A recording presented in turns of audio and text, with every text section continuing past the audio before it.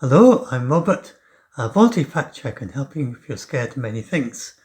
And, and this is also helping you get through the clickbait and exaggerations and hyperbole and find out what's actually going on, what the most reliable sources, the ones that don't exaggerate what they're saying. So, first of all, just remember, all the participants are agreed, and that's Russia, Ukraine, US, and Ukraine's European allies. They're all talking about a potential peace agreement here. And this is the fifth time that we've been here since Trump became president. And I can't remember how many times, at least 3 times there's been a potential peace agreement. There might be more than that. And this is the first time that all of them have agreed that there's something here to negotiate. So we're definitely moving in a direction of some possibility of a ceasefire. And the two options are that the war ends possibly as soon as New Year's Day. So that'd be a very fast end to this war. And it's still not impossible based on what they're saying so far. And the other possibility is that the end of the war is delayed again. And that's very common, even when you're getting towards the end of a war. It's very common towards the end of the war that the end gets delayed until eventually it stops. Another difference is that the details are highly secret. There are no leaks, and all the participants have agreed not to leak anything. And this is a sign of really serious negotiations going on. And this means also that you should ignore everyone who claims to be talking about what's in the peace agreement, because nobody knows, except the participants. It's all top secret.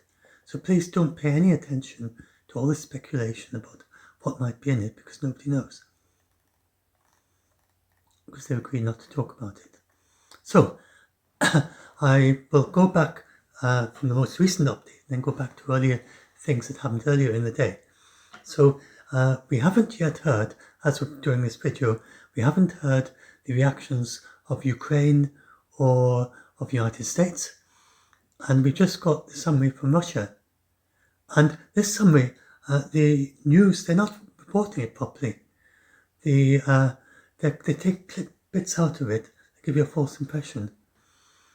So this is a short summary by a Ukrainian journalist, that was the most accurate that I saw, which said that they agreed to continue negotiations, and they sent Witkoff and Kushner back to Washington, D.C.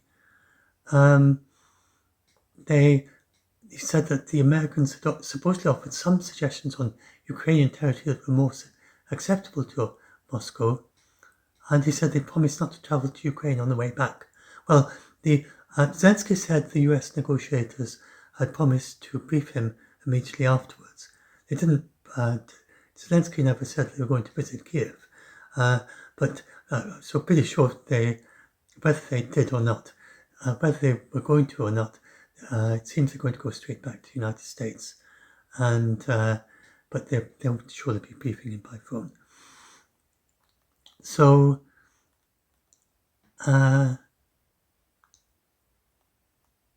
So now, well, let's just go down here and look at the complete transcript. I took auto-generated Russian and auto-transcribed Russian and auto-translate. I used Perplexity AI because the chatbots are quite good at translation. And so this is what it gave. First of all, they discussed drafts that Moscow had already seen from the United States. So they'd already been sent the drafts. And they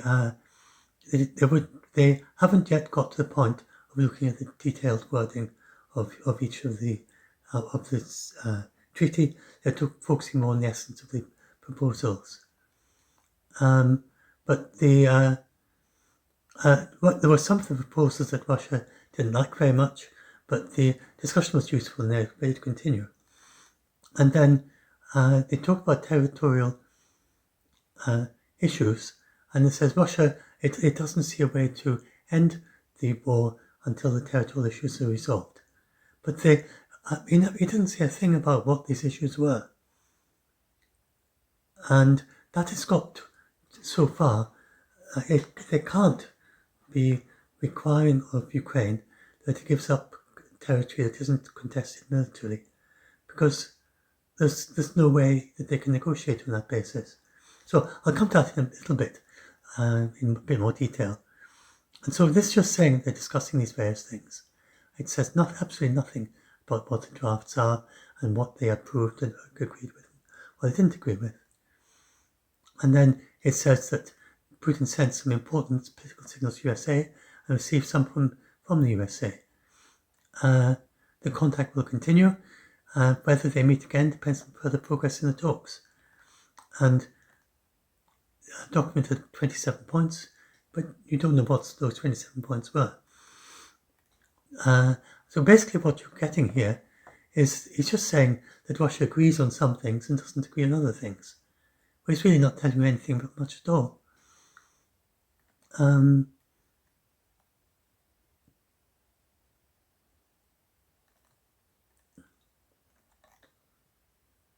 that's it. I don't think it's really much. So the outcome was the Americans will return home, discuss the issues raised, and it will become clear how they proceed. And they're not going to arrange a meeting between Putin and Trump yet. That's not too surprising at all. So that's basically what's happened. Now, of the three possibilities I mentioned, it's in between in the early update of this earlier today. So if Zelensky arranged a meeting with Trump, it's gone exceptionally well. But we don't know yet whether he is going to arrange a meeting with Trump. At the present, it looks perhaps a bit unlikely that it's more like this middle range that the US and Ukrainian delegations continue to talk. And then he could just stop the process. That was unlikely. He hasn't done that. So Putin hasn't stopped the process. So if the second of the three, probably not going to get a ceasefire before New Year, but you can't say for sure. So, and that's just based on the Russian summary.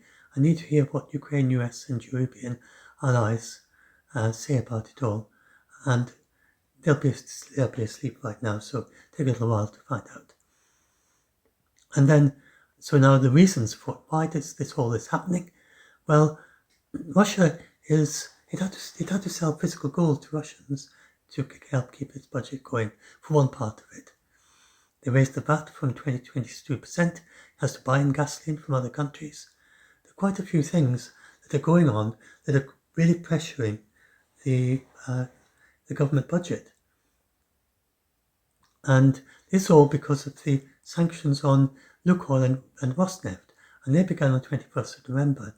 So if you think back, that is when the progress really started to get underway between Russia and Ukraine, and everyone started saying they think maybe we've got a treaty here.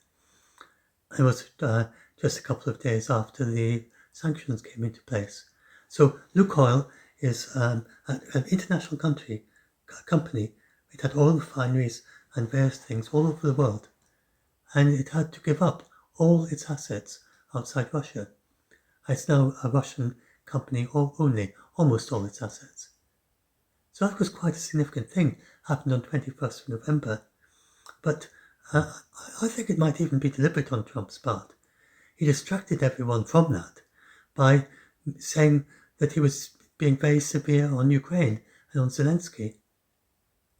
And all the news was full about Trump berating Zelensky, and nobody even mentioned that these very massive, very strong sanctions had come into place, and that Lukoil had to give up its entire foreign branches all around the world, all just gone. And this is denting significantly on the income of the Russian government.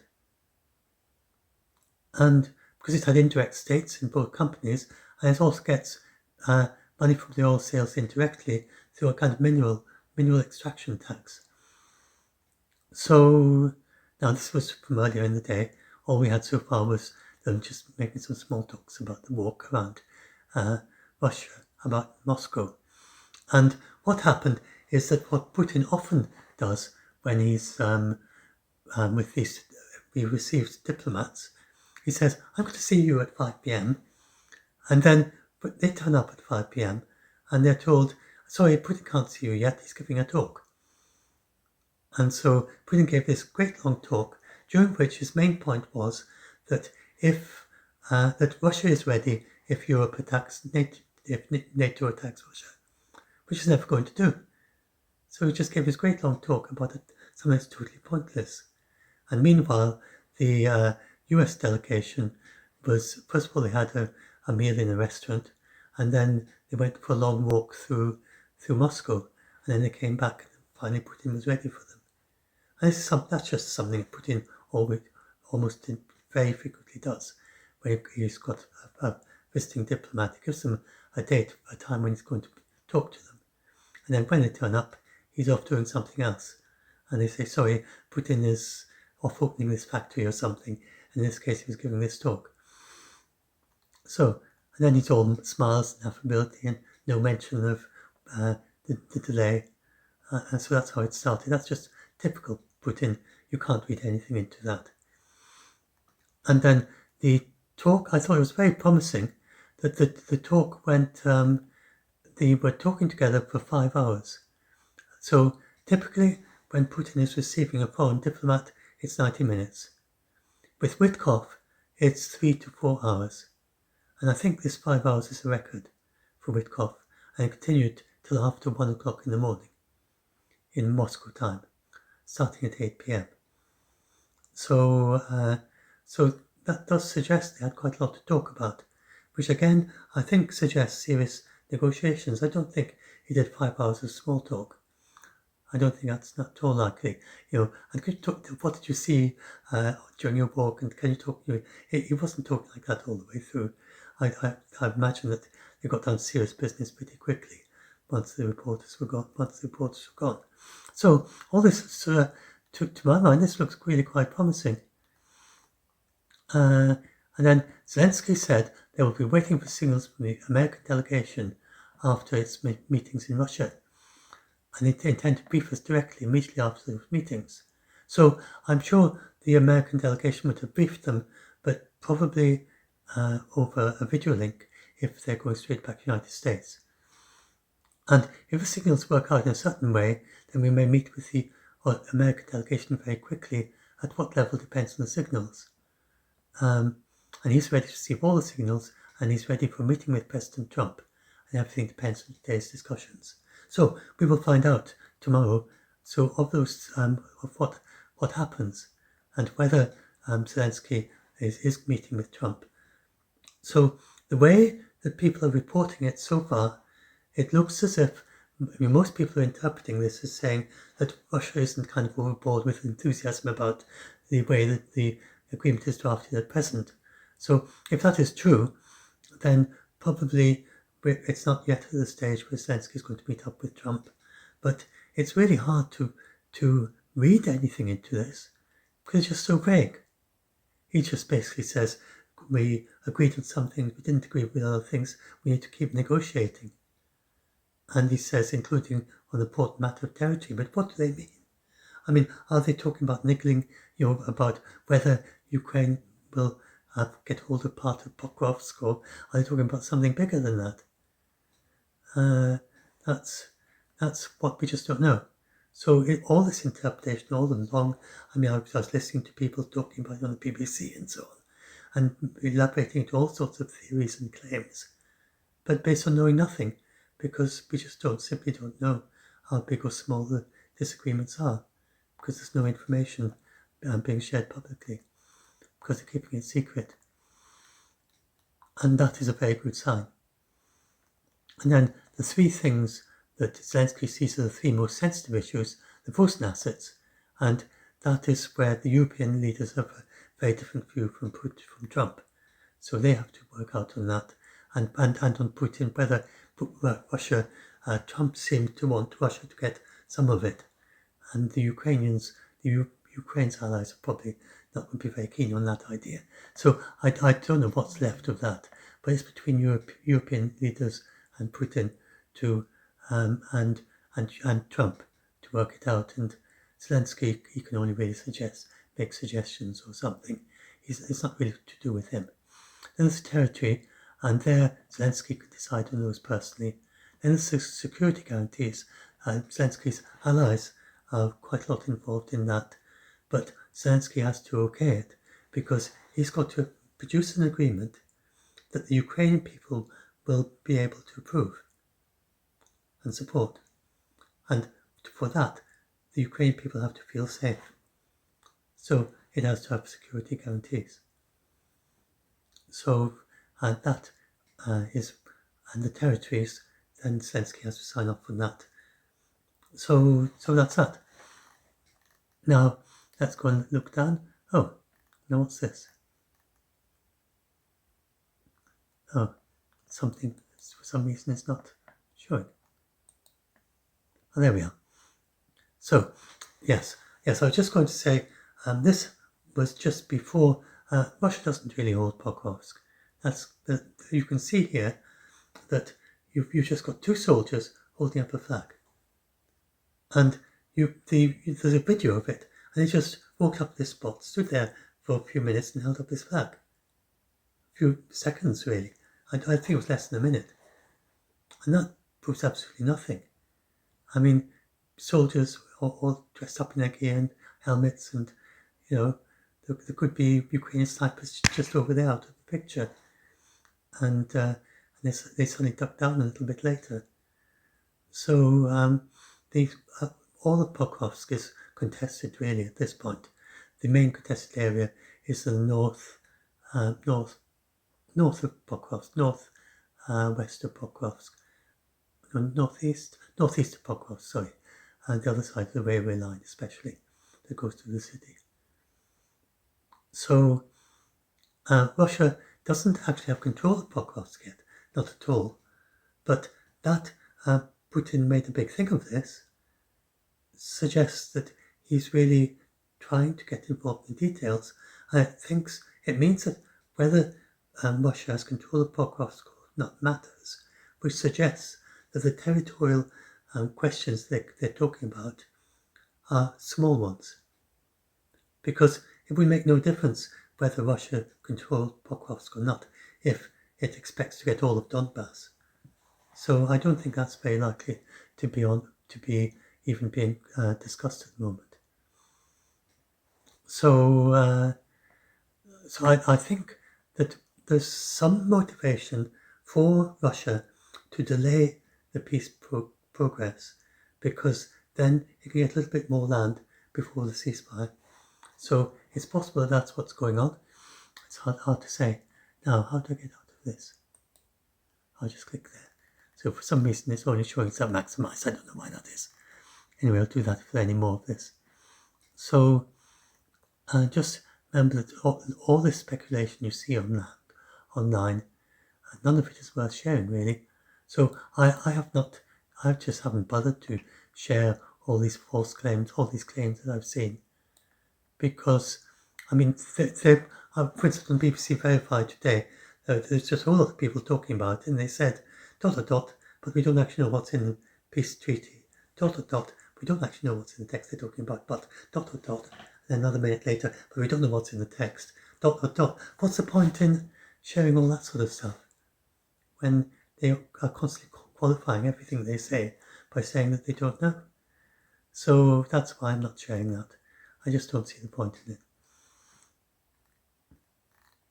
Now, I just want to talk a little bit about, I don't know why that's not showing up in normal size. But anyway, I think also another thing I want to talk about here, and this is about how let's just see. I'm at 20 minutes. I just want to check out timing. Okay. Oh yes, there it is. So